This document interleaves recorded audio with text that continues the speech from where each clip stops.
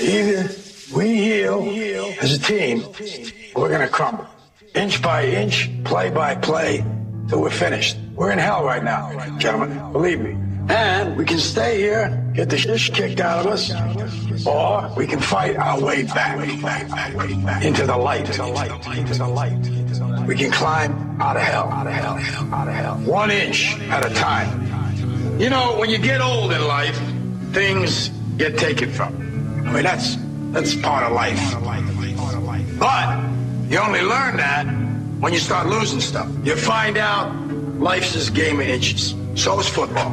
Because in either game, life or football, the margin for error is so small. I mean, 1/2 a step too late or too early, and you don't quite make it. 1/2 second too slow, too fast, you don't quite catch it. The inches we need are everywhere around us. They're in every break of the game, every minute, every second. On this team, we fight for that inch. On this team, we tear ourselves and everyone else around us to pieces for that inch. We claw our fingernails for that inch. Because we know when we add up all those inches, that's going to make the fucking difference between winning and losing. Between living and dying.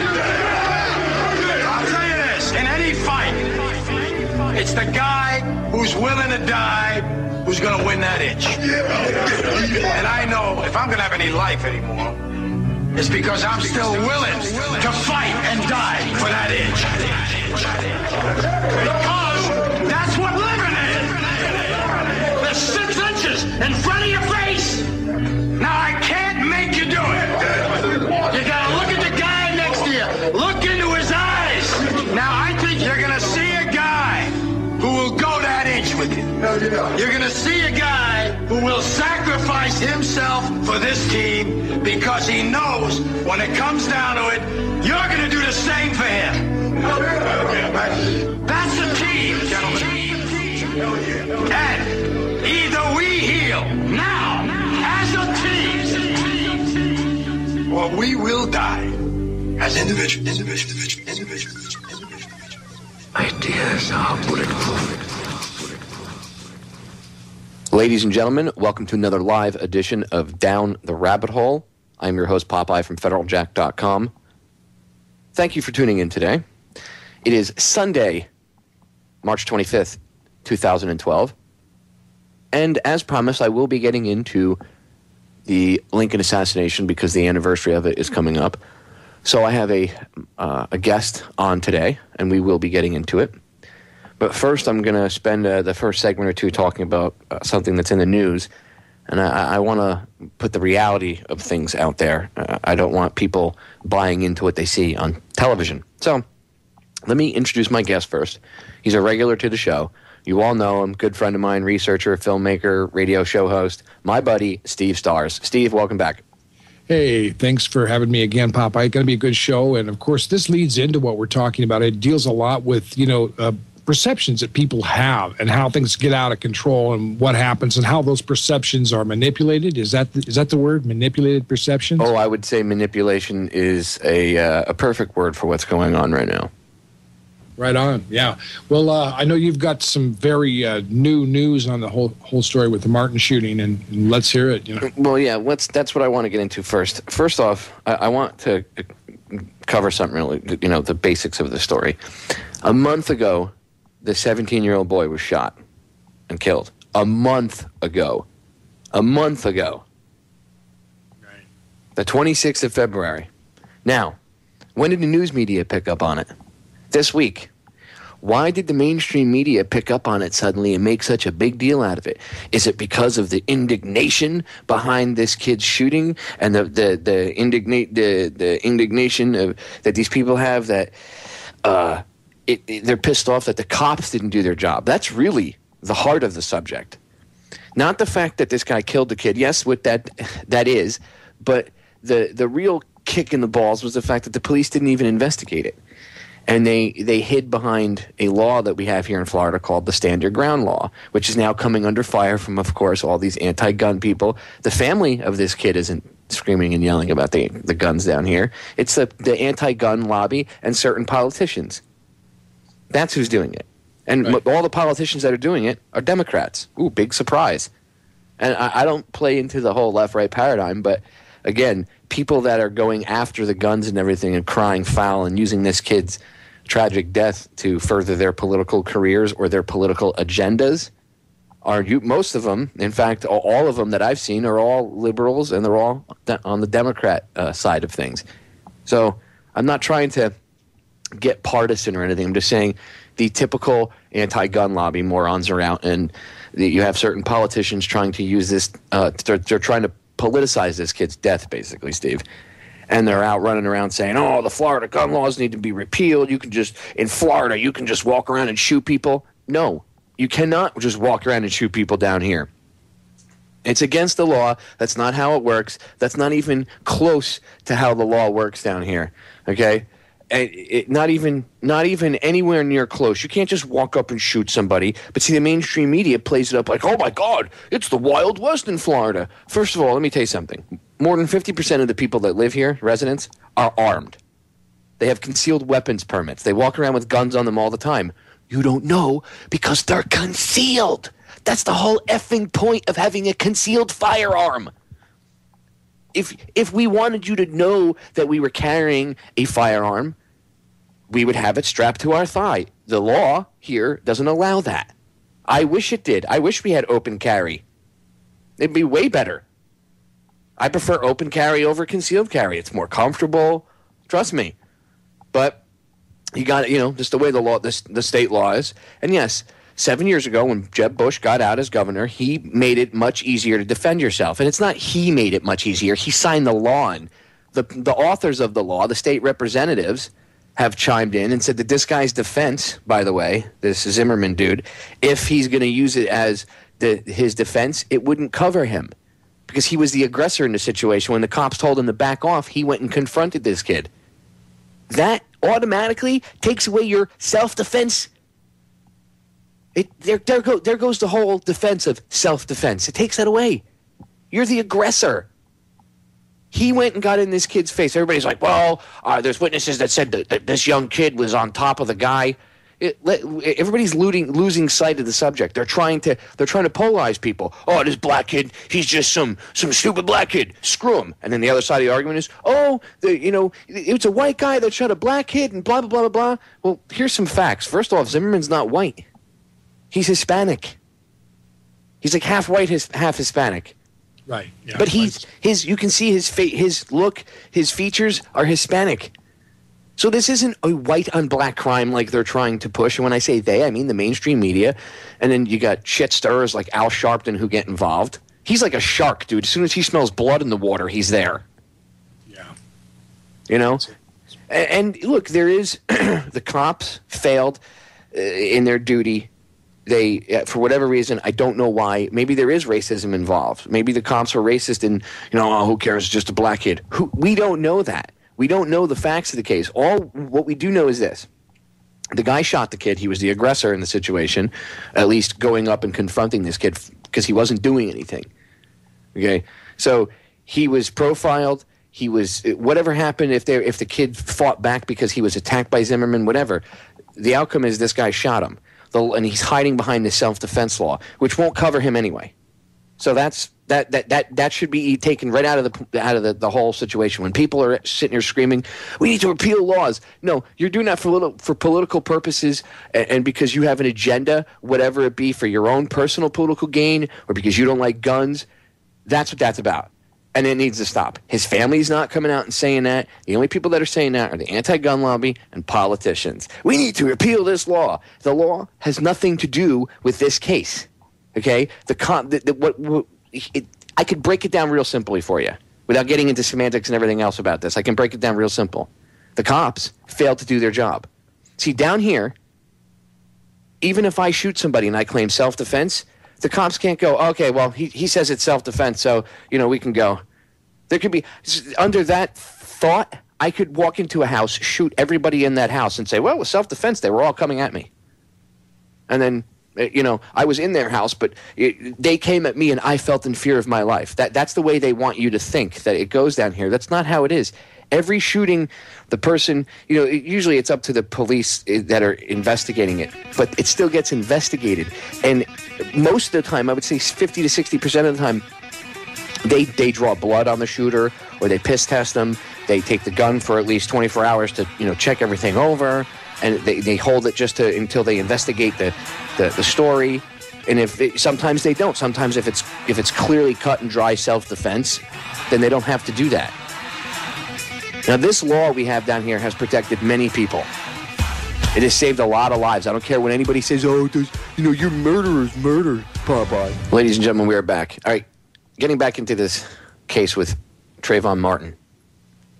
I'm going to read you something by Representative Dennis Baxley, one of the authors of the Stand Your Ground law. Trayvon Martin's alleged attacker not covered under law, I wrote. Say again? Huh? So you mean all of this media hullabaloo for the first few days about repealing the law? You mean it was all bullshit? You mean it was all just that? Media hullabaloo? Do you see them calling for the repeal of the law now, the way they did the first couple of days that this got publicized? No. You know why? Because now they're forced to admit that this law might not even cover this guy. But see, they didn't tell you that in the beginning. They just said that Florida was a gun-happy state, and the citizens down here that have used it are murderers. And when I say that, I say they called them, well, actually, Tom Hartman over on RT called them killers. He didn't say the term murder. He was very, very slick how he chose his words. He said, killers have used this defense to get off and go free. So he's implying that anybody that's ever used a gun in self-defense in Florida is a heinous killer. Now, when I did this podcast the other day on this, I played clips from audio clips where you heard an 89-year-old man, I think he was, or 82 or something. He was, in his trailer by himself, and the guy was trying to break in, so he shot the guy through the door. Cop said it was clearly self-defense. It was. Guy didn't get arrested, didn't have any problems, went on about his day. Okay? This happens all the time. I've read articles before online. A couple years ago, former Marine, guy's 71 or 72 years old. These two young punk kids tried robbing him in a subway, and the difference between this guy and the idiots at the counter, the clerk, and all them is he had a gun and a concealed weapons permit, and the other people didn't. And when the two robbers turned their attention to him, he drew his gun out and shot them both in the head. 71 years old, former Marine, took out both of them. Nobody else was hurt or injured or killed except for those two douchebags that tried robbing the place. Amazing. Wow, look, an armed citizen stopped crime. The one where the old man shot the guy breaking into the house. The police chief, when they interviewed him, he's quoted in the article as saying, this old man did something the criminal justice system couldn't. He put this dirtbag out of commission. End of story. There you go. People whine, oh, my Uncle Bobby got shot because he was, well, how did he get shot? He was breaking into someone's house, but still, the gun killed him. No, a pissed-off homeowner protecting himself killed him, and rightfully so. That's the way the law works down here. And let me explain why the Castle Clause came into being. I'll read you a little bit from what this the guy that wrote the law says. Okay, so you understand. When the Stand Your Ground or Castle Doctrine legislation passed in 2005, the catalytic event that brought the issue to the attention of the Florida legislature was the rampant looting of property in the aftermath of hurricanes that we have down here. We sit in Hurricane Alley. Okay, so there was a situation in the Panhandle specifically where a citizen, a Floridian, a Florida citizen, had moved an RV onto his property to protect what remained of his house from being looted.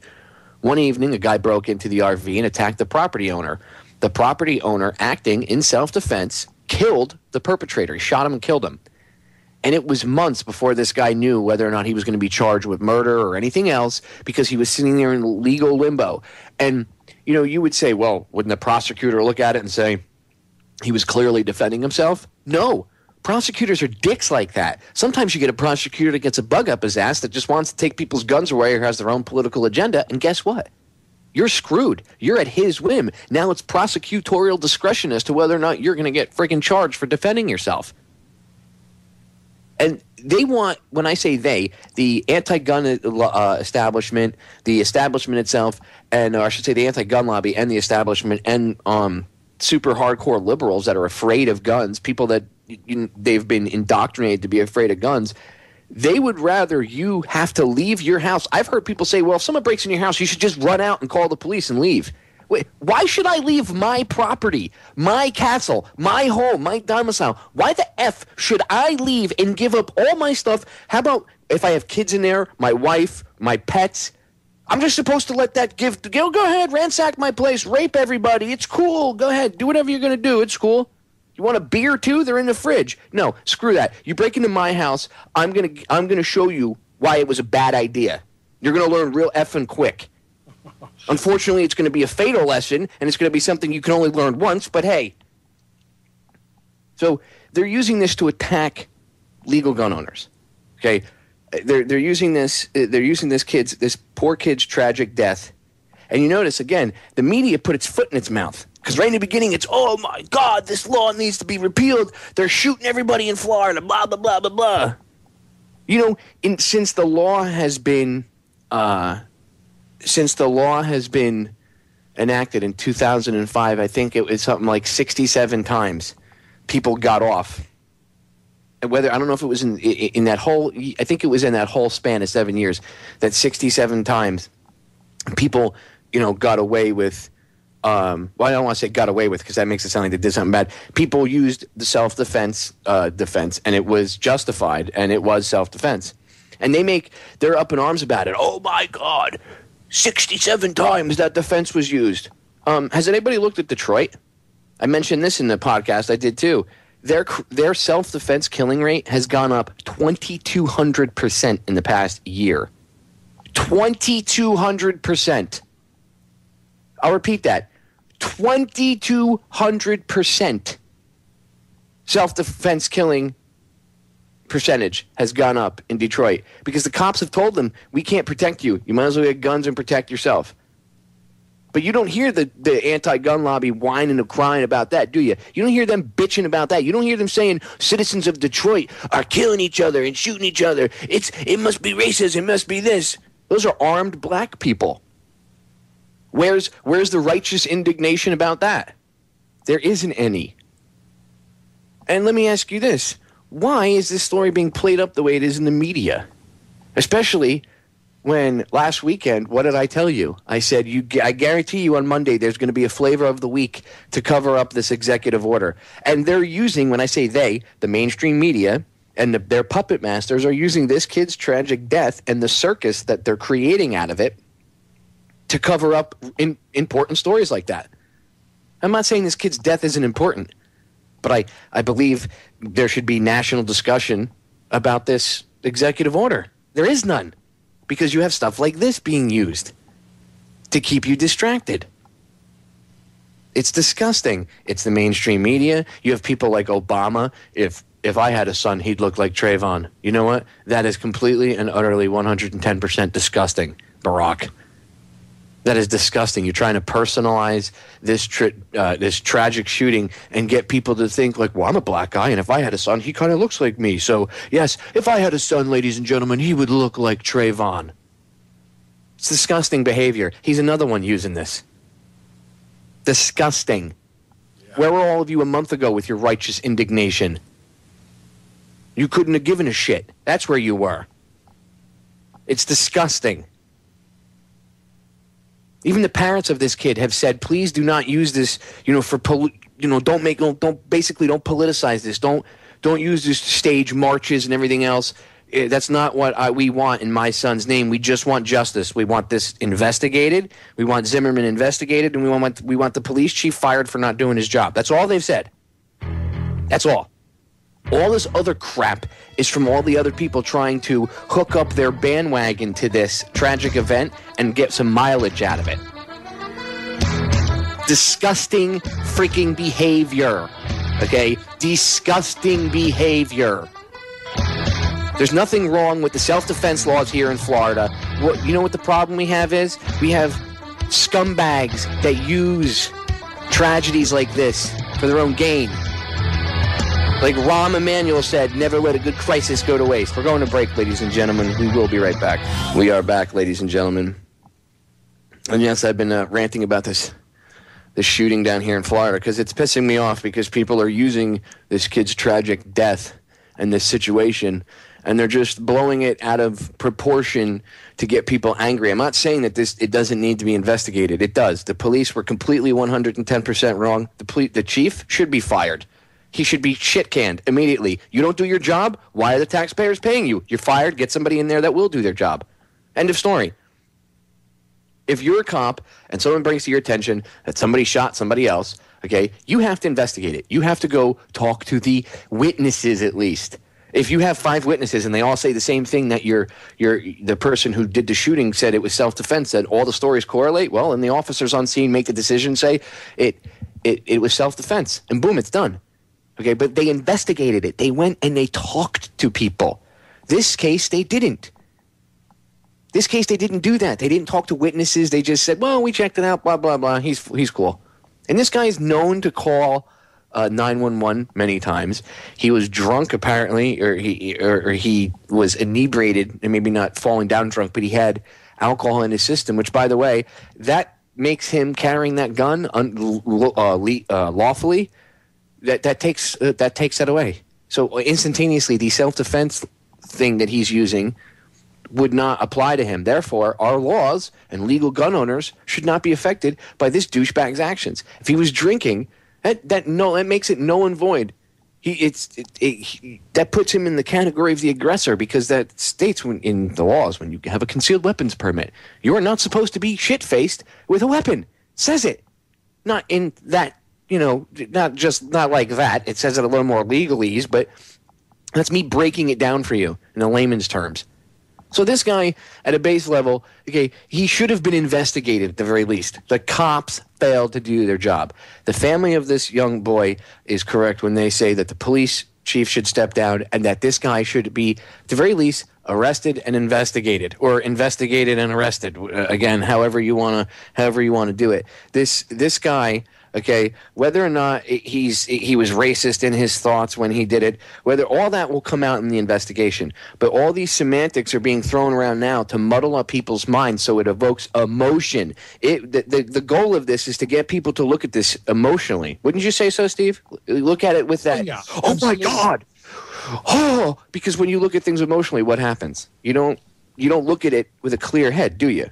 No, it becomes a knee-jerk emotional reaction. And during the break, Popeye, we were talking about how this is all about the servitude to the law mentality. In other words, this is actually creating a reliance on the law enforcement agencies to protect you rather than your own ability to protect yourself. It's just basically creating a nanny state of people who cower in fear and can't do anything for themselves. They can't take issues into their own hands. They can't protect themselves, defend themselves, and they have no right to, according to a lot of these people. That's what they want. They want people to cower and to expect that the law enforcement agencies in their hobnail boots are going to do everything they can to keep you safe. And we know they can't do that. As you pointed out in Detroit, they finally gave up, which was one of the smartest things they ever did in that very destitute and dangerous area. Well, where I used to work in Florida, okay, it was the street I worked on down in South Beach was like the worst area of the beach. And there were fights, stabbings, shootings, all sorts of weird crap. And I can tell you, I got in plenty of physical altercations with people. Anybody that knows me will tell you this is the truth. Probably 98% of the time, I had a gun on me. I never once pulled it out on any of these people that I had to physically put hands on. Ever. Once. Never even thought that I had to pull it out. Do you know why? I'm confident enough in myself that I knew I could beat the shit out of them with my 2 hands. I didn't need to pull a weapon on them. And yet I had it on me. Okay? That's being a responsible gun owner, Steve. Yeah, it's one of those things that you don't want to have to pull a gun out, because if you do, you're going to have to use it. Exactly, dude. I don't want to draw my weapon out on you, because if I draw my weapon out on you, that means that I'm in fear for my life. And if I draw it out on you, I'm most likely going to use it. I don't pull it out and wave my shit around going, oh, I'm Dirty Harry, you better watch out, man. That's not how it works. First of all, that's illegal, too. They would have you believe that, the media and these politicians, they would have you believe that you've turned our streets into the gunfight at the OK Corral. Well, wait, let's get something straight. What would you rather have? Would you rather have it that only the bad guys are armed and then the good guys aren't armed, so it'll still be gunfight at the OK Corral, except it'll be one-sided? Yeah, that's right. Personally, if there's going to be lead being slung, I'd rather be able to throw some back. You know what I'm saying? And any good responsible gun owner, again, is not going to just whip their gun out and be paranoid. You take classes. You have to prove. You have to take classes with an instructor to even get a concealed weapons permit down here. You have to prove you know how to shoot. You have to pass a test. It's not like you can just go to the store. I mean, you can go to the store and buy a gun down here. You don't need a concealed weapons permit, but there's also a 5-day waiting period where they do an FBI background check on you. I know people have this thing, oh man, Florida, it's easy to get guns. No, it's not. You have to have a 5-day waiting period, and they do an FBI background check. And if the FBI says no, they don't sell you the gun. Oh, but Popeye, you can go to a gun show and buy guns. All gun shows, there's no background checks. Okay, myth again. That's another myth about guns. That's not true. The only thing that you don't get background checked on at a gun show is if there's a private seller. Like if I go there and I have a shotgun that I don't want, and I'm walking around and I say, hey man, I have this shotgun, I have a sign, shotgun for sale for $120, and someone comes up and says, I'd like to buy your shotgun. I don't have to do a background check on that person. That's the quote-unquote gun show loophole that Mike Bloomberg and the rest of these anti-gun schmucks go after. That's the gun loophole. That's this big, they make it, gun shows, there's no background checks. That's absolute 110% unadulterated bullshit. Without a doubt, it is bullshit, okay? You go to a gun show right now, you go to buy from a dealer at the gun show, he is going to make you do a background check before he sells to you. And you still have to wait 5 days before you can take the gun home unless you have a concealed weapons permit. Which, the only thing the permit does for you is it allows you to take that gun home that day. But they still do a background check on you. They contact the ATF. There's numbers that people at the ATF, they work, I think it's till 9 o'clock at night. I'm not kidding. Go call any gun dealer down here in Florida and ask them what I just repeated to you on air. They'll tell you verbatim what I just told you. So no, it's not easy for people to get guns down here.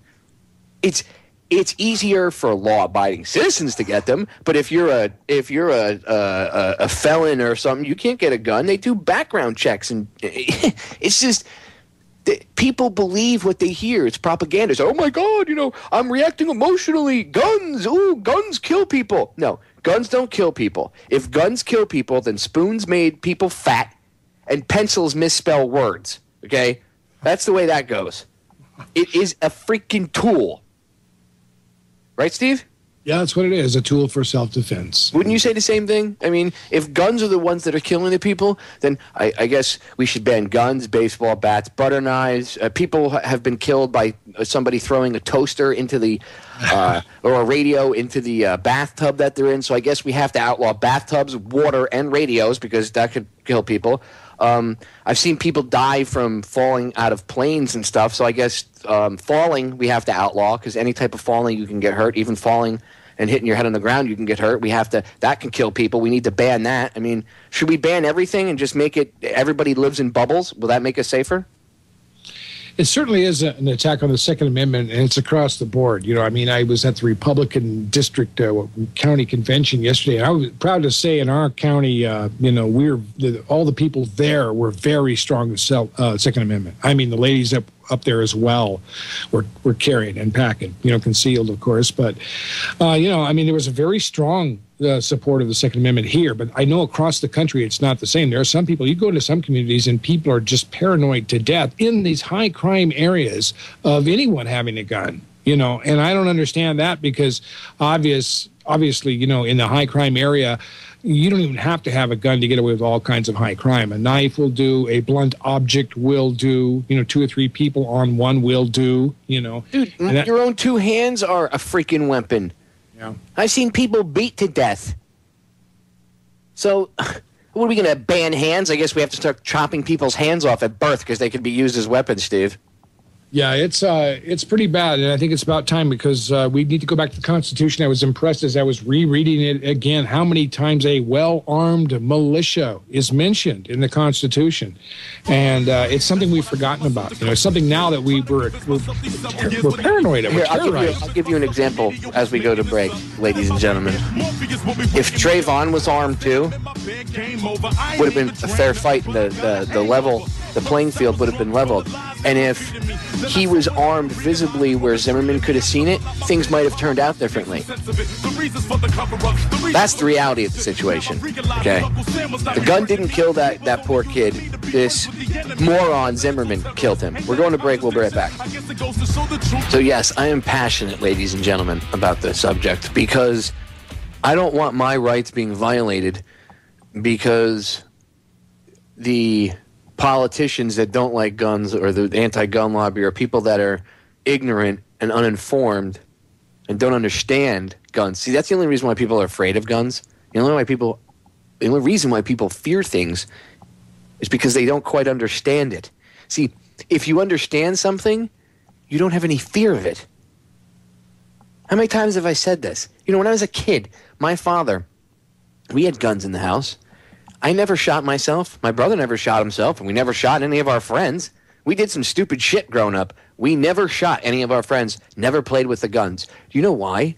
Because my father would sit and take us out and sit us down and show us the guns. He taught us respect for the guns. He taught us how to clean them, take them apart. And the biggest thing he always said is never touch these when I'm not around because you could hurt someone, hurt yourself, or kill someone, or kill yourself. Do you want to live with taking another friend's life?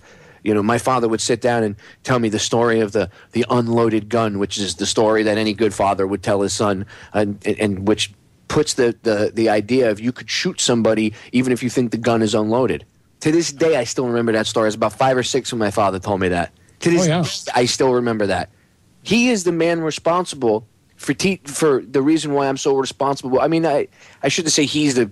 It's not like he gets into my head and says, you can't do this, you can't do that. But when I was a kid, between him and my uncle... They both, I grew up around guns, and they both put it in my head. You had to be responsible. They taught me certain things. But if my father had taught me to be a pussy and fear guns and the mere sight of a gun should send you into a tizzy and shit your pants, like some of these idiots do. A friend of mine, okay, I won't mention his name, but if he's listening, he'll know. He was dating this girl for a while, right? And her friends are like uber liberals. They're all Occupy Miami people. And they came over his apartment. He made them all dinner. He was sitting down, and they were like just hanging out. She wanted to invite her friends over to meet him. So I guess one of them got up during while they were hanging out and decided to go check out his bedroom. And when they saw his bedroom, he's got his gun leaning up against his wall in his bedroom. He's got an AR, and it's just propped up against the wall. He uses it for home defense. So it's there in case someone breaks in. And they freaked out, ran outside, dragged her outside and called the cops and told the cops that they needed to come arrest this guy because he had a massive collection of arms and he was holding his girlfriend hostage. So, I mean, every cop in Beach rolls up, all swarming on Homeboy's house. And they're like, well, we want to come in. We need to make sure she's okay. And his girlfriend is in the apartment with him by this time. And she's like, I'm fine. My friends are just being idiots. They're overreacting. When they calm down, I'll try to straighten this out with them. But they're, and the cop's like, well, we need to come in and check. And she's like, well, I'm fine, officer. She was right there at the door saying, I'm fine. And he goes, well, how do we know he doesn't have a gun or something to your head? And he's making you say that. Well, I think you've watched too many goddamn movies, officer. Okay? That's what I think. You've been propagandized a little too much. Use your freaking brain. But because her friends were so amped up and riled up, they got all these cops riled up. And one of the cops finally used his head, and he was like, wait. What? So repeat the story. So they said, well, he's got a gun in his room. And they said, well, it's not illegal to own guns down here. And they freaked out. What do you mean? It's a gun. Guns are illegal. Only police and military can have guns. And the cops were like, no. Down here, you're allowed to have firearms in the state of Florida as long as they're purchased legally. You're not a felon. Oh, well, you shouldn't be allowed to have that. Guns kill people. And they literally just started amping up this retarded propaganda and this emotional dude, it's so frustrating because it's like you're completely overreacting for nothing, based on fear, which has been pumped into your head. Fear is it's amazing what it can drive people to do, Steve. And it really is. That's an example of just overreaction. And that's the kind of overreaction they're trying to spur with this kid's death and the coverage of it and the way they're aiming at it. Thank God people are willing to stand up down here for their friggin' Second Amendment rights. And the author of the bill even stood up and said, no, this guy wouldn't have been protected under it, from what we've seen already. So no. And besides, like again, I said, if he was drunk and he, as the aggressor, by him going after this kid and up to this kid, he is the aggressor. It's not self-defense. He went after the kid. The law, they would find in court. It doesn't matter if you were quote unquote defending yourself at that moment. You were the aggressor in the situation. You went after this kid to begin with. So you were the douchebag. You were the one that took that step. You know how many times, if I wanted to, I could have used lethal force on somebody and gotten away with it because it probably would have been justified because the guy was a foot taller than me, outweighed me by 100 pounds, but I didn't. I chose not to because, first of all, as a responsible gun owner, the first thing you need to think about is, especially if you have a weapon on you, is as you come across a situation and somebody starts mouthing off to you, let's say, they cut you off in traffic and they're come on, man, get out of your car, I'll kick your ass.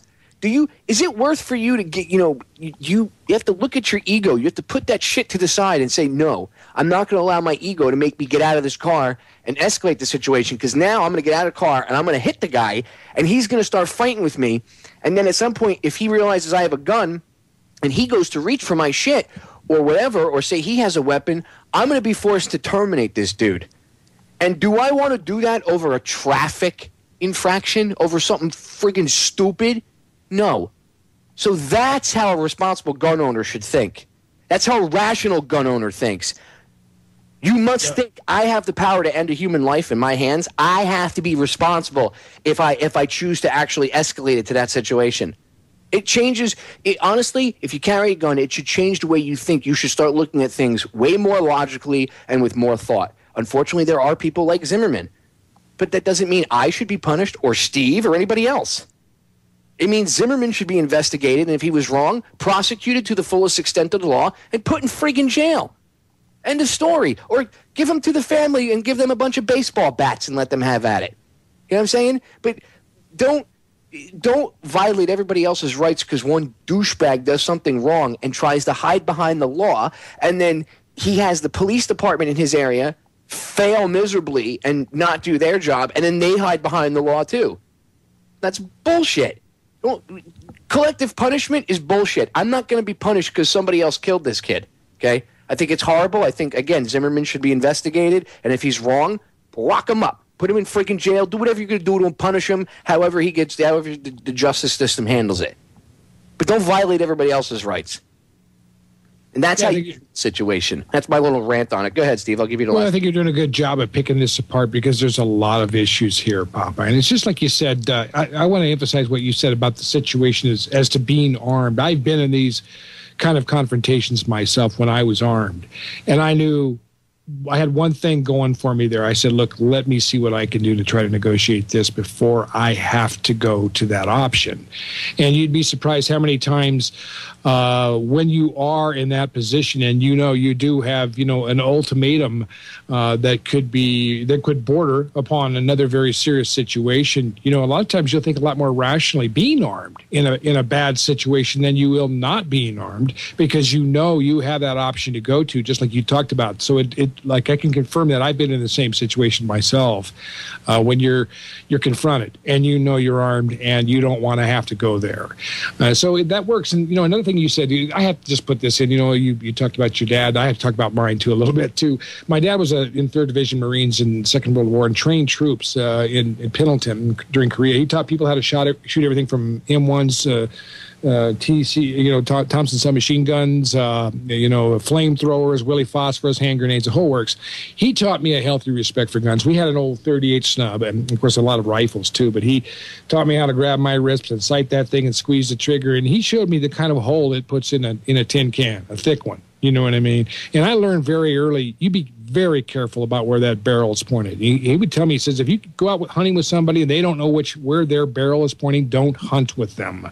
If they don't understand to keep that barrel down or out of your way, don't go around with those kinds of people. You have to learn that things come out of that barrel. You know, and if people don't realize that, and a lot of people who hunt aren't very smart about this. I mean, they'll pick up their gun and cock it open, and you'll be sitting right where they are within the barrel distance. You know, and I mean, it's like, it's crazy. The point I'm just going to make, though, is simply, they're to be respected. They are useful, and when people get so hysterical about all this, Popeye, it's exactly like you said. It's those of us who want to handle guns responsibly and know what the purpose of those firearms are for. We're the ones that are penalized. It's not it's not society. It's not the criminals other than us making us criminals because we want to hold on to our Second Amendment. Yeah, exactly. They criminalize everybody because you crazy gun owners. Aren't we above that? Do we even need guns anymore? Really? Do you have to ask that question? Healthy respect. That's what we need. People don't have a healthy respect for anything anymore, let alone their own rights. They don't even have healthy respect for themselves. That's, again, all part of getting everybody disconnected. It's part of the whole New World Order thing. They get everybody disconnected from each other, get everybody afraid, get everybody in this state of mind where they don't know their ass from a hole in the ground, and the only light these people see in this sea of darkness is this quote-unquote light shined by the government. Oh, we'll save you. We will rescue you. We are the government. No, wrong. You rescue yourself, ladies and gentlemen. Stop relying on some superhero from the government to come save you, because it's not going to happen. Handle your business yourself. Take care of things yourself. All right, going to break. Hour number 1 over. Hour number 2 coming up. Don't go anywhere. We will be right back. Ladies and gentlemen, we are back with hour number 2 here on today's live edition of Down the Rabbit Hole. It is March 25th, 2012. I am your host, Popeye from FederalJack.com. And I'm hanging out with my good friend, filmmaker, researcher, radio show host, all-around awesome individual, Steve Stars. Got to live up to that. Thanks for having me back again, Popeye. You always live up to it, Steve, every time you come on and hang out. No, we have a good time. We really do. Yes, we do. And the first hour, more me than anybody else, poor Steve. But I was ranting about the shooting down here in Florida, and it's just it really pissed me off. They were pushing the whole anti-gun thing, and it was kind of synchronistic that the IRN feed actually played the author of the law, who I guess apparently he's going around, and he was on Meet the Press this morning, and he's saying it would not cover him. So again, that's why the media stopped pushing that lie, because they're caught acting like a bunch of idiots. Yeah. So they can't push it because now someone's on Meet the Press, say the author of the bill, saying no, that's not true. So now they'll just change it. But the coverage, that one angle that'll never stop being pushed, Steve, is the race angle. And that's kind of what I want to talk about for a sec. The race angle of this.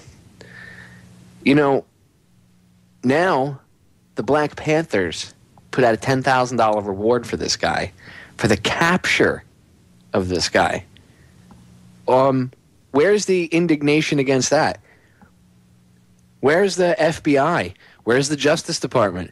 Where are they? How come they're not investigating that?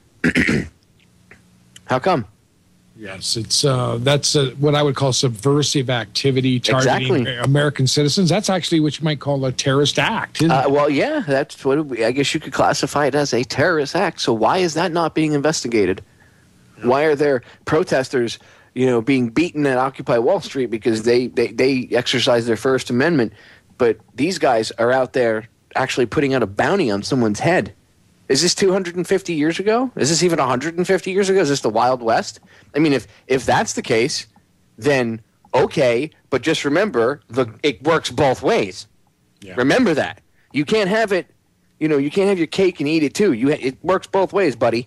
So if you're going to go out and start doing that kind of stuff, then other people are going to retaliate. And I think that is what the establishment wants. Because this Black Panther Party is obviously controlled opposition. All of these big, quote-unquote,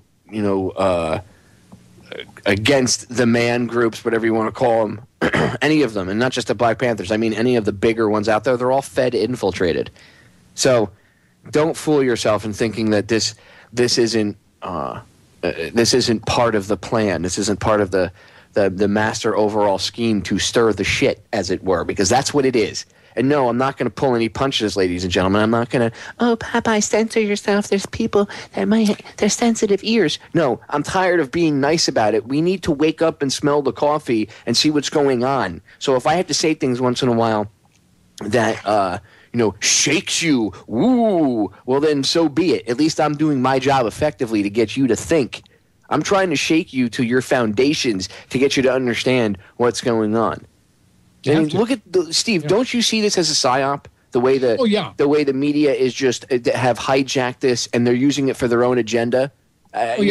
Absolutely. Look at it. It's probably a predisposition to this entire election year. Now, if Romney is successful in capturing the GOP convention, here you have a white Mormon against a so-called black man in office. All right, you've already got the inklings of a very large racial issue beginning to formulate in this whole situation. And I can't think of any better a situation to stir the, as you said, Popeye, because that's exactly what's happening here. It gets people to think, irrationally, emotionally, and line up on different sides like kids at a prep school rally. I mean, it's awful, And it puts a stigma because now people are going to hear that, you're going to say, as things get worse, you hear police saying, look, you should start your own watch groups. Sheriffs telling, homeowners, arm yourselves and do your own patrols. Well, now the, citizen watch groups and stuff, now they're going to have a bad name because the media, doing what it does so well, is turning this into a label and attaching that label to this, and then now they're going to marginalize it. It's the same way, by the way, the Nazis were able to get people piece by piece. Like they would go for the communists and the trade unionists, and then they didn't round everybody up at once. They would go for like the political dissidents and the homeless, the mentally ill, the sick, and then once they worked their way down the line, they kept going and going and going. Like that famous poem says, I didn't say anything because I wasn't a communist or I wasn't a trade unionist. Then they came for me and there was nobody left to speak up for me. That's how it works. They marginalize everybody, label people, and then the idiot masses go, well, it's okay because I'm, he's a communist or he's a terrorist or he's always an ist. It's an ist. It's always some ist you have to be afraid of. The blank ist is in your closet. Woo, he's coming to get you. Steve, look out. Bin Laden's in your underwear drawer. You have to give up your rights. Terrorists. Yeah, it's bad. It really is. And this is the kind of stuff. Yeah, and it creates such a delusion and distraction for people that then the people who can manipulate these kinds of wars and psychodramas in society can then take advantage of those things and move in and take over while nobody's looking. It's like a Punch and Judy show while they pick your pocket. That's the way it works, or worse. Right. I mean, you're absolutely right, And they're using this also, the establishment's pushing this, again, as a way to cover, for them not to cover other news stories, for things to get left out of the news cycle, because now that whole executive order thing it's been a week, so it's successfully out of the news cycle. So now if it gets a mention, it'll get a Fox News or a CNN 2 or 3 minute clip, which is all Fox News even gave to it. So any conservatives out there that listen to my show and believe maybe even only half of what I say, this ought to prove to you that Fox News is full of shit. Okay, they covered it for 2 minutes and played it off like it was a joke. Oh, it's no big deal. Martial law. FEMA camps. Yeah. So any of you that still believe in Fox News, I know people that are like, "Oh, I only keep it on for background noise." Well, why? Why would you?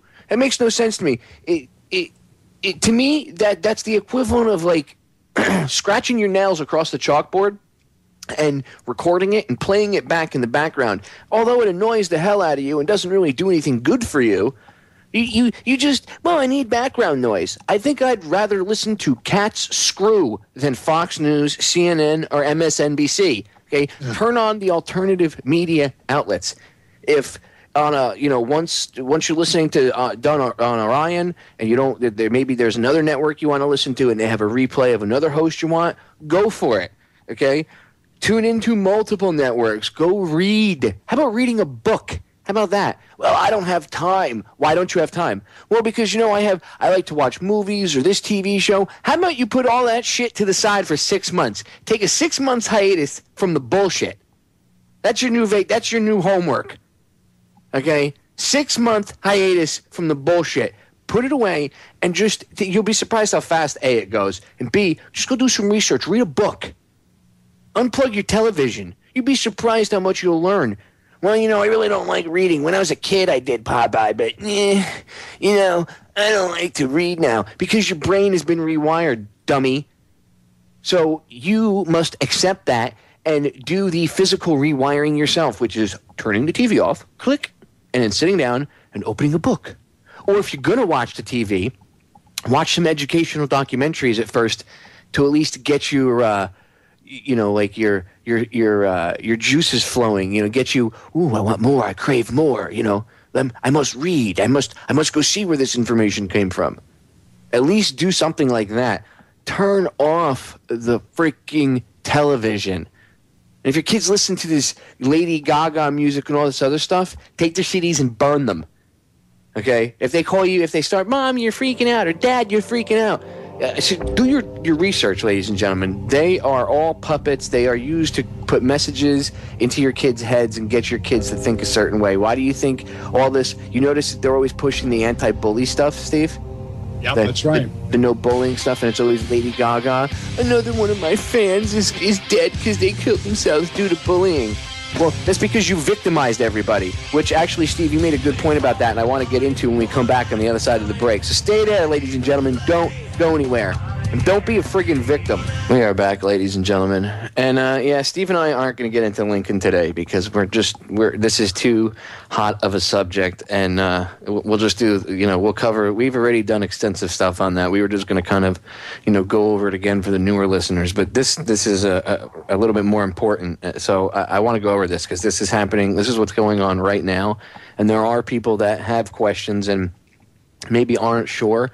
And they do listen to my show, and I get emails all the time saying, "Hey, man, it's nice to have that reassurance that there's other people out there that see what I see or whatever." So this is important that people hear this. So we'll discuss Lincoln another day before the anniversary of his death.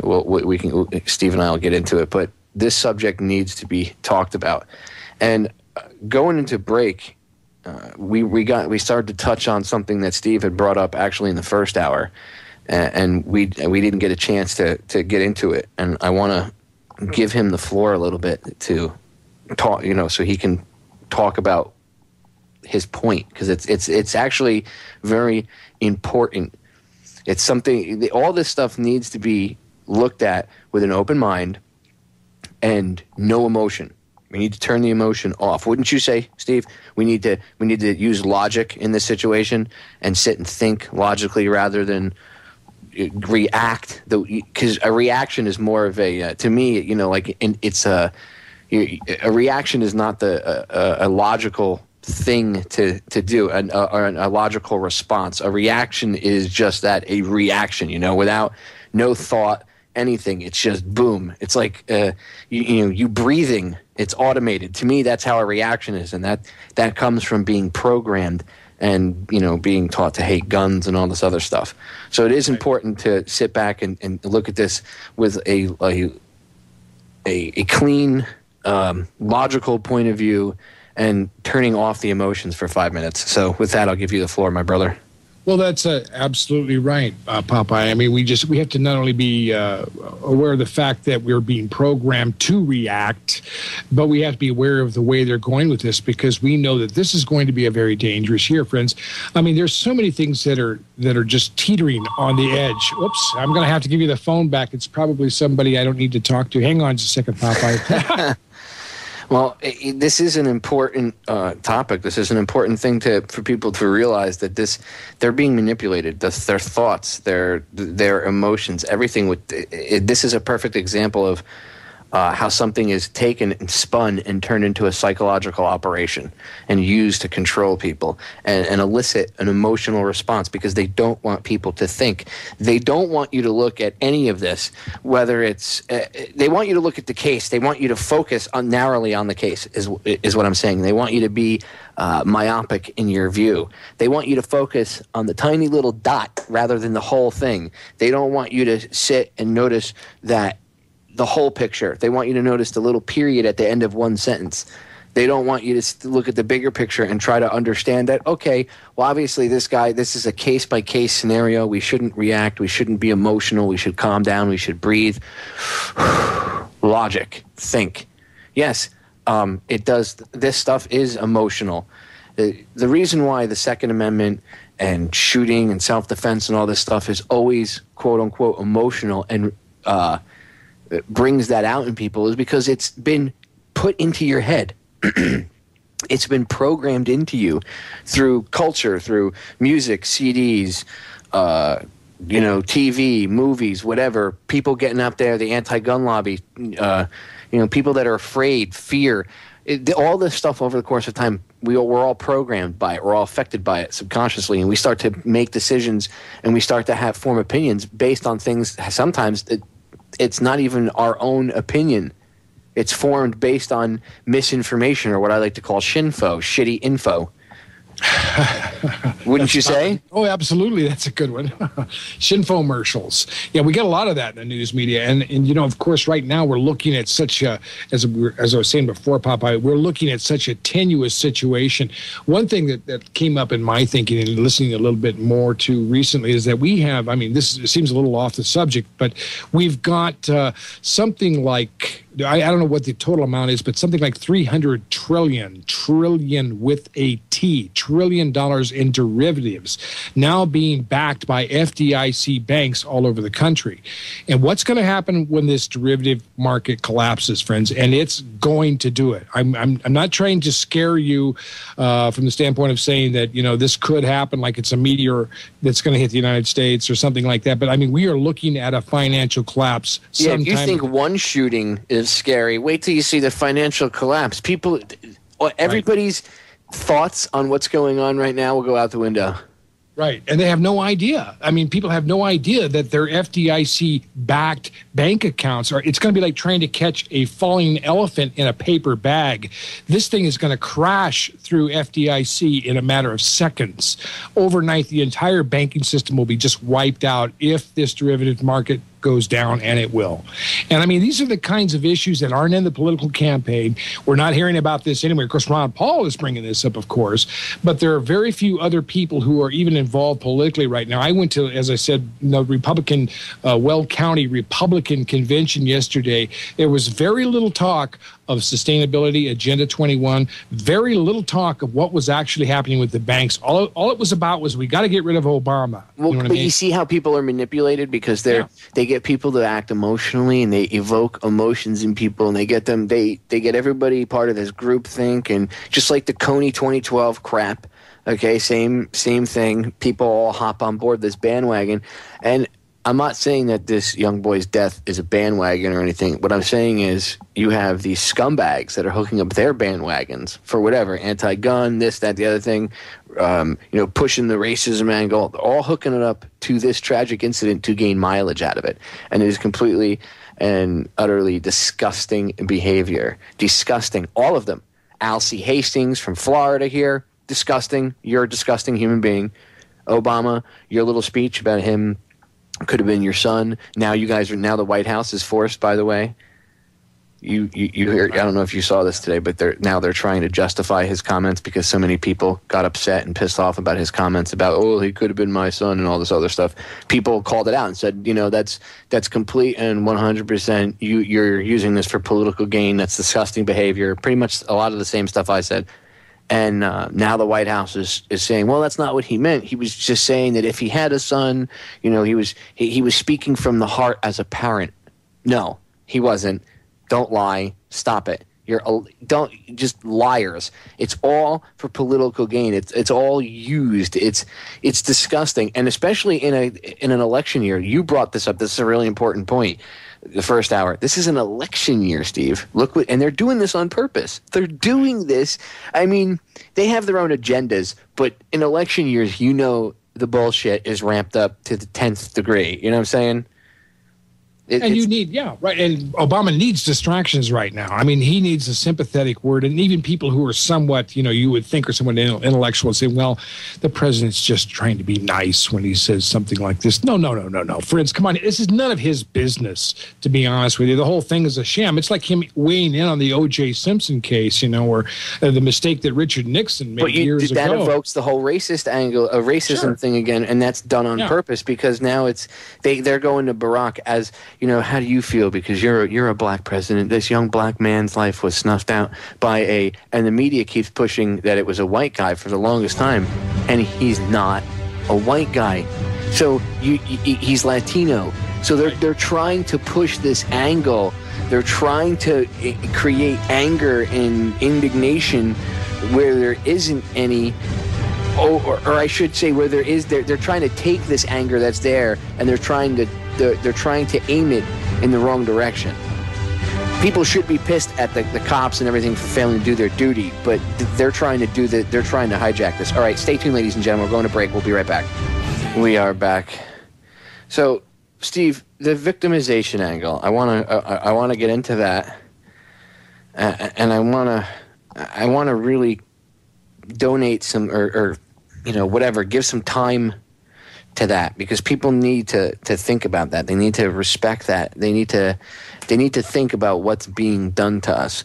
Why a case like this is pulled from I guess you could say obscurity, because from state level, and thrust into the media and given the spotlight that it's given. It's not because it's such, this case is such a big case because of the emotions. No, it's the exact opposite. It's such a big case because of the media using it to invoke the emotions and stuff. And they're trying to push the whole anti-gun part of it, is trying to push that, you must be a victim thing. You must wait for the cops to come help you because they're the only ones that can save you. You can't defend yourself. What say you? I agree 100%. I mean, it's, like we talked a little bit about the eye for an eye, tooth for a tooth concept. And that was the old victims' rights concept of the law. In other words, if you caused somebody to lose an eye, they could by law demand your eye, or a tooth for a tooth, a life for a life, limb for a limb.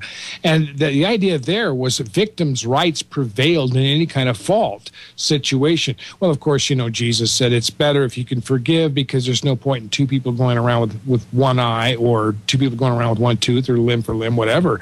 I mean, it's better if you can let that go and work it out and not have to extract that kind of vengeance on somebody. But you see, when they changed everything to the law, when we violate the law, it's a totally different idea here. The person who has been affected, the victim, has no rights anymore.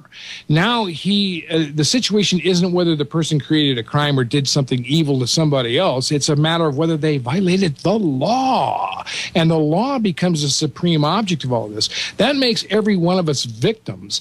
And the only person or authority figure that actually matters in this is some man-made law, and not the reality of justice anymore. It's not really a justice system anymore. But the law doesn't protect you. When was the last time a cop actually stopped a crime from happening? You tell me, because I don't remember it. I've had my own personal experiences when I ran a tattoo shop.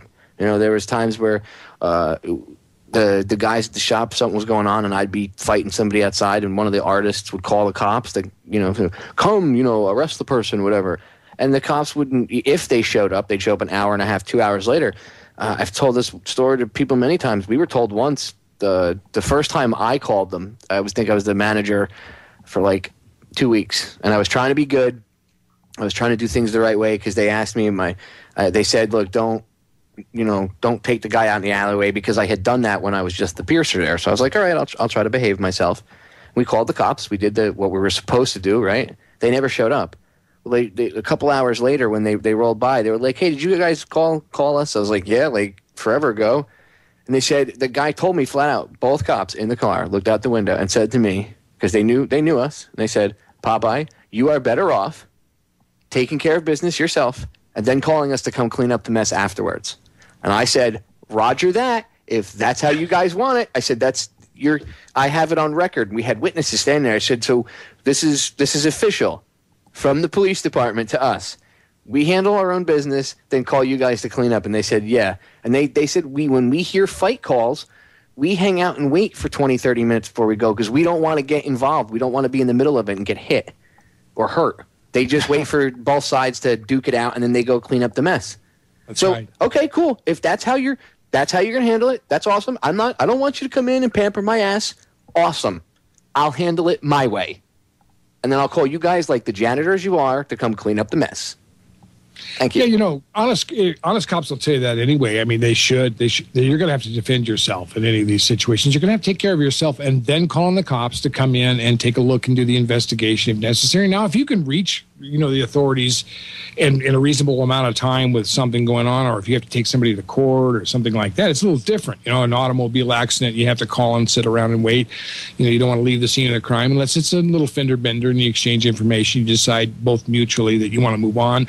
I mean, there's a lot of situations out there where you don't actually have to have the police, and there are those that require them and have time for that. But I mean, in a do or die situation, you're not going to be able to rely on the police. You could try that. I mean, you can give them a 911 a call, but if you have to take care of yourself, the reality is most good cops will tell you just what those did, Popeye. It's really up to you to take care of yourself first, and if you have to, you're better off pleading Second Amendment, or not Second Amendment, second degree. Second Amendment and second degree, of course, if you need, but you have to make the point that, I have to defend myself. I can't wait on law enforcement to be here. They're not your nanny. And that's the idea that the media and a lot of the other people give us, and the impression of a lot of these whiners and sociopaths who think that we have to be some sort of a victim to this system rather than taking the initiative and being proactive about our own rights, our own safety, our own protection. What would you do if somebody tried hurting your wife? You're walking down the street and somebody tried hurting your wife. Would you pick up your phone? Hello, 911. Come protect me and my wife. She's being hurt. Wrong, and wrong. Okay? I won't even call them until I'm done. Hey, this dude tried mugging my wife and me and he's dead. You want to send a car? Okay, cool. We hanging out. That's how it goes. All right? I'm not trying to, people should run around and be vigilantes. No, that's not what I'm saying.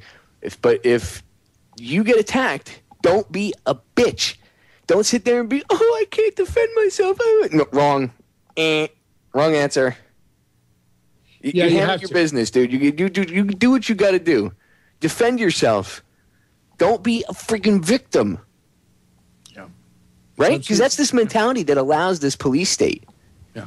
And then on the other hand, when they do show up, if necessary, wait until you have an attorney. I mean, don't answer any questions. Don't talk to cops. Who was it? Justice Roberts, who said that many years ago, that not John Roberts, but Robertson, I'm trying to think of Andrew or Jackson Roberts, I believe it was, who said, don't talk to cops at all. It's not your business to talk to police. There's no reason at all for you to talk to police pertaining to anything that might have some charges. I mean, if they want to know where Fifth and Vine is, you can tell them, but I mean, the bottom line is, in many cases, they just get in your way. So, I'm telling you, the cops told me flat out that they said we're not going to show up. They hang out. I know people that are on the force, and they've told me the same thing when I've confirmed it with them. They said, yeah. I mean, and now you have to look at it. A lot of these cities are firing cops because they just don't have enough money. So they're laying all these cops off. They're firing them, firing firefighters. So, who's going to do the job? Well, how about people volunteer? You don't need to have – how about if everybody got together and did the job themselves? And I don't mean some half-assed community watch thing like this mess. I mean a real organized one, okay? Not run by some wannabe Rambo douchebag, okay, who that's the other problem. People need to, be taught to look past this ego thing. You know what I'm saying?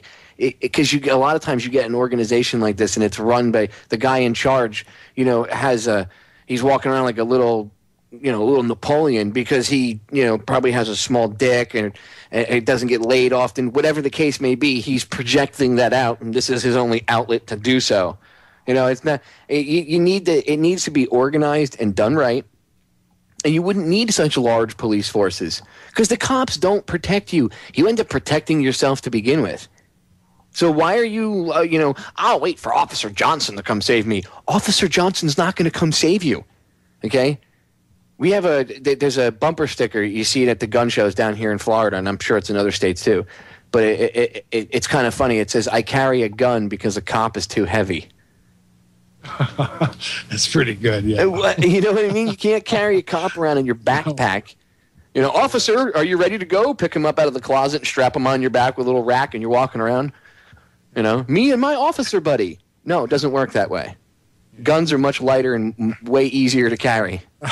You know what I mean? Like a cop in a papoose eating a donut, man. It's kind of funny. Yeah, but that's really the truth. And that's an awesome visual. That's kind of what you made me think of, and it made me laugh because it's a sad situation. And as you pointed out before, I mean, look at the mentality of a lot of people in the police force. And I'm not trying to put cops down because I know some really good ones, but I also know that one of the reasons why some of the good ones that I know are no longer police officers or sheriff's deputies are for political reasons, and it just made them sick. As a matter of fact, a couple of them that I knew were running a gun shop. So. I mean, it's just some pretty good people out there, but the problem is, law enforcement, the way we have it now today, it's ripe for morons. Well, they also, you can go research this. They won't hire anybody above a certain IQ. There's a guy that actually sued the police department because they wouldn't hire him because he was too smart. Go look it up. This is real. All right, we're going to break. Final segment coming up, ladies and gentlemen. Stay tuned. We are back with the final segment, ladies and gentlemen. I want to thank you all for listening, as I always do. You guys are an integral part of the show. If not, I would be speaking to the air, so I'm glad you're all there listening. I want to thank my buddy Steve for hanging out with me today. Hey, my pleasure. And Steve, do you know what next week Sunday is? Let's see. Well, it will be Palm Sunday, but it's also the 1st. Is that right? Yeah. Yes, it is the 1-year anniversary of this show's existence. So it is the show's birthday. April 1st. Yes. Down the Rabbit Hole turns a year old next week Sunday. And we're not fooling. We're not fooling either. No, this is not an April Fool's joke. Yeah, the show's a year old next week. So I got something interesting planned. I'm going to bring a few people on. Cool. And I'm working on something for the listeners as well. I'm putting together my first year on air onto USB thumb drives. Excellent. And I got to see how big. I think they're going to end up being 32, the 32 gig thumb drives. And I'm going to put the whole first year on a thumb drive. And then if people order it, as the orders come in, then I can, I'll fill the orders. Like I'm not going to have 15 or 20 of these things sitting around because I don't have that kind of money. So as they get ordered, I will order the thumb drives. And when the thumb drives come in, I already have the folder with all the shows. And what's cool is if it's about, if the 32 gig drive fits the way I think it's going to fit, as the orders come in, I'll have enough space to keep updating the folder with each week with the new shows. So like each week it'll keep, be a little more updated, but there should be enough space that people will be able to go pull the shows from YouTube too in the future, or pull the archives right from Orion and just load them on the drive. The point is you'll have it all on one little thumb drive, and I know cars nowadays have thumb drive slots in them. So you can just put the thumb drive in, and then if you can pick whatever show you want to listen to and listen to it, the first year from the rough first few shows to the more high quality produced shows that I do now. And you can listen to any topics you want. It'd be neat. I just thought it would be neat for the listeners. I thought it'd be something that everybody likes. I got to work out the final price because of shipping and everything, but I think it's going to be like $40 with shipping and handling, and it's the whole first year on a 32 gig thumb drive. So I'm working it out. When I get all the details worked out, I'll let everybody know. But I thought people would find that interesting. So keep that in mind, ladies and gentlemen. Stay tuned for that. And it's just I'm kind of excited. A year went by really fast, Steve. It just blew right by, and I've been ranting all day, so I forgot to mention it, and I didn't want to forget to mention it. So yes, next week, April 1st, is the 1-year birthday of Down the Rabbit Hole. Coming up on the 15th of next month, Steve and I are doing a special for the Titanic for the 100-year anniversary. And if you aren't familiar with the reason why Steve and I would be talking about the Titanic, just go look up an older show we did from last year about it. And if not, just tune in on the 15th and you'll see why. But there's some shadiness that surrounds that disaster as well. And no, this isn't going and looking for conspiracies. I actually started researching this one because I thought it was just way too outlandish. And I was like, there's no way. Come on. Okay, 9/11, but come on, the Titanic, really? And until I started researching it and I found out the backgrounds of people involved and everything else, and then I found out who owned it, and I was a little flabbergasted. So, yeah, stay tuned for that. I don't want to give you too much because that would be veering off too much from today's show, and besides, there's not enough time in one little segment to even go over it. So just stay tuned. April 15th, Steve will be back. And Steve's a kind of a regular to the show. He comes on at least once or twice a month, and we always go over and we hang out. We go over stuff. Usually we do special shows sometimes. We do like on the assassinations and stuff. In fact, Steve, we're working on a timeline thing. Right. Yeah. We're trying to build a little timeline for everybody. Why don't you go ahead and tell everybody a little bit about that? We've been kind of putting together a whole historical timeline of events that surround the banks, the elite, the Jesuits, all these different groups of people who've been working behind the scenes to destruct this republic from the very beginning. Now, I mean, a lot of people would say, well, even from the very beginning, it really was kind of an ungodly situation with all these Freemasons. Well, not really. But I mean, what they designed was a very good working republic, as Ben Franklin, if you can keep it, but as you look at all these events, the War of 1812, the assassinations of both, I think there were assassinations anyway, by poisoning both Taylor and Harrison. And then you have the attempt to kill James Buchanan, of course, Lincoln, and then we have Garfield, McKinley, Harding, Roosevelt, Kennedy, Bobby Kennedy, Martin Luther King, and John F. Kennedy Jr. In between all of this, the Gulf of Tonkin, Operation Northwoods, 9/11, the anthrax, the bankster bailout. All this stuff is a timeline that Popeye and I have been putting together. In other words, the real history of the United States that you're not getting. And we want to put it together in terms of talking about events even like the Titanic, which led to the Federal Reserve Act creation in 1913, which led to World War I, World War II. Eventually, the influx of a lot of cash in the 20s and the Great Depression, also caused by the banks. I mean, all of these different things so that people can actually understand the true history of the United States of America, not for the purpose of us trying to break down authority. And we've been hard on cops, and I know there's a lot of really good ones out there, Popeye. I really do. Well, no, there used to be a lot of good ones out there. Unfortunately, there's not many anymore. Like I said before, when we were going on a break, it's been proven, it's been shown by researchers, by people that have come out and said it, whistleblowers, and even by people like this guy that wanted to be a cop, who sued because they wouldn't let him because he was too smart. They told him you have too high of an IQ to be a police officer.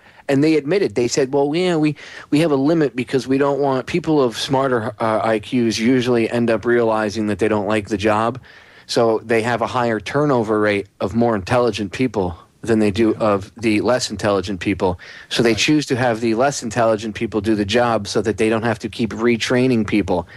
Well, then, obviously, you're trying to cure a symptom of a much larger problem. You're not even acknowledging the larger problem, that if all the smarter people are quitting, why don't you look at why they're quitting? Yeah. Instead of just trying to find stupider people to fill the ranks. That's right. And, I encourage people to talk to them. I'm going to try to get down and talk to some of our local law enforcement people. I mean, we've got a pretty good sheriff here. We've had people like Sheriff Mack on and Officer Jack McGlam. Oh, there are still good cops out there, and there are cops that are waking up. And we need more of them to wake up. We need them to realize that they are us. They are the same people. We're not, no one's against them. No one wants any of them to any harm against them on this side. The people they work for. Mark Passio and I have talked about this. They call them their dogs. Yeah. That's why we have dog tags in the military. You think that's you don't realize, why do you? Oh, it's a neat little nickname. No, we're their pets. They call us their pets, and they actually look at military and police with more disdain than they do the regular citizens, because the military and police are willing to do the things, especially like the police, they're willing to do the things that they do, like beating the shit out of people. They're willing to do that to their own kind. So they actually have less respect for them than they actually do the citizens, and they have no respect for us. Oh, yeah. So to the people that are doing this, stop. Just stop. Use your head. Educate yourself. You're going after the wrong people. You're attacking the people you should be protecting. You shouldn't be biting the hand that feeds you. You should be attacking these people that are manipulating you. And anybody that says, well, I have kids, I have a job, I have this, I have that. Well, you're selling your soul. You're selling your soul. That's all I have to say to you. You're giving in because you would rather violate someone else's personal rights or be a dick than than stand up for what's right. Steve, we got a few minutes left. Go ahead and give out your website really quick for everybody. Oh, yeah. Thanks. And I'll be glad to also. I like to try to plug yours as well. Do help Popeye, federaljack.com. And it's DTRH, Down the Rabbit Hole. My YouTube channel is DTRH Radio Archives, all one word. Right. Excellent. And do the best you can to help him, because he's doing a lot of work, a lot more than I am. I just sit in once or twice a month, but he's doing these programs regularly and sitting in for others as well. My website, if you want to check it out, is AIDSfraudvideo.com. AIDS Fraud Video. We produced a video on the HIV/AIDS hypothesis. We're making some big progress, and I don't mean to plug Alex Jones' show, but he had John Rappaport and Mike Adams hosting it, and those guys are both HIV dissidents. John Rappaport's been there almost longer than I have, and one of the few AIDS journalists who can prove that there is life after being an AIDS dissident journalist. Yep, Mike Adams talks a lot about the same stuff. The Health Ranger talks a lot about the same stuff that your movie does, so people should pay attention to what you have to say. Right. It's taken us a long time, but we're starting, NG, Edward Griffin and people like that, of course, as well now. So Bob Tuskin's done a great job with his stuff, George Whitersbury as well. But our website, again, is AIDSfraudvideo.com. Check it out. You can get a free copy of 9/11 Mysteries. I got a few of those left, and another video on global warming, or shall we say chemtrails, which are all over the place. But check us out. And if you want to help out, we sure appreciate it. Well, thank you for coming on, Steve. As always, it's a pleasure and it's an honor to stand here side by side, pissing in the New World Order's face with you as much as I possibly can. So thank you for coming on the show. Ladies and gentlemen, we are out of time this evening. I'll see you again Wednesday at 10 p.m. Thank you for tuning in. Love you all. Semper Fi. I'm out.